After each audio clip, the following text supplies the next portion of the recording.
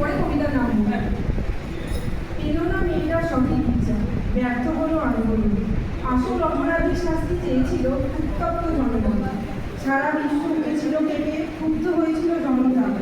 বিচারের নামে প্রহসন হলো, জিতে গেল ক্ষমতা। টাকার কাছে হারল সত্য, হারল লড়াই বাবা বন্ধ। চোখের রক্ত চোখেই শুকল, জেগে গেল চিহ্নবান।